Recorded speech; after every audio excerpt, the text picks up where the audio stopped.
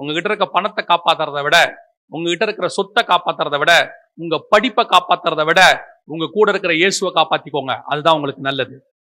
எது போனாலும் மீண்டும் சம்பாதிச்சுக்கலாம். இயேசு போயிட்டாரு, கஷ்டம்.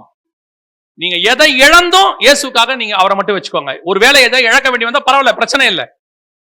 அந்த ஃபார்முலா யாருக்கு தெரியும்னா ஆபிரகாமுக்கு நல்லா தெரியும். அப்பா அம்மா வீட்டை விட்டு வாடா, வந்துடுற ஆண்டவரே, இது எல்லாத்தையும் விட்டு வாடா, வந்துடுற ஆண்டவரே, கடைசியா நானா பையனா, நீங்க தான் ஆண்டவரே. அவனுக்கு தெரியும் பையன்னு சொல்லி ஆண்டவரை விட்டா திருப்பி ஆண்டவர் கிடைக்க மாட்டாரு. ஆனா ஆண்டவர்னு சொல்லி பையனை விட்டா திருப்பி பையன் கிடைப்பான். ஏன்னா மரித்தவனை மீண்டும் உயிரோடு கூட எழுப்ப அவரால் முடியும். இன்னைக்கு நாம இந்த ஆப்ஷனை தான் மிஸ் பண்றோம். எது கர்த்தர் கேட்கிறவரை பார்த்து, எது உன் மாம்ச இச்சையா, உன் கண்களின் இச்சையா, அல்லது சில நேரம் கிடைக்கக்கூடிய சந்தோஷமா, அல்லது நீ பார்க்கக்கூடிய மொபைல் இருக்கக்கூடிய அந்த சின்ன சந்தோஷமா, அல்லது உன் மாம்ச தாகத்தை தீர்க்கக்கூடிய அந்த சின்ன இச்சையான காரியங்களா, அல்லது பணமா, ஆஸ்தியா, சம்பாத்தியமா, எது? அதுவா நானா? ஆண்டவர் கேட்கிற கேள்வி. நான் சொல்றேன், இதுன்னு சொல்லி பாருங்க, இயேசுன்னு சொல்லுங்க. உனக்கு என்னென்ன தேவை என்று கர்த்தர் வச்சிருக்கிறாரோ எல்லாவற்றையும் கர்த்தர் கொடுக்க வல்லமை உள்ளவராய் இருக்கிறார். ஆனா உள்ள இருக்கிற இயேசு வெளியே போகாம பாத்துக்கணும்.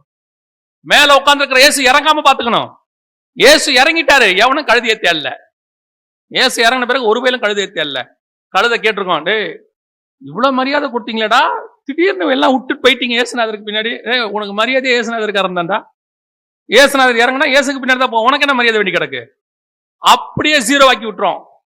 ஆண்டவர் ஜீரோ ஆக்க மாட்டாரு. அவர் இறங்கிட்டாரா நீ ஜீரோ ஆயிடுவ, அவ்வளவுதான். நான் உங்களுக்கு சொல்றது உங்களுக்கு புரியுதா? இப்ப நீங்க ஒரு ஓவர் கோட் போட்டிருக்கீங்க குளிருக்கு, அந்த கோட்டை எடுத்தா தானா குளிர் வந்துரும்ல, குளிர் அடிக்கும் தானே செய்யும். நீங்க ஒண்ணும் செய்ய வேண்டாம், கோட்டை கழட்டினாலே போதும், குளிர் வந்துடும். அதே மாதிரி தான் மேல இருக்கிற இயேசுநாதரை கழட்டிட்டீங்க, வேலை முடிஞ்சு.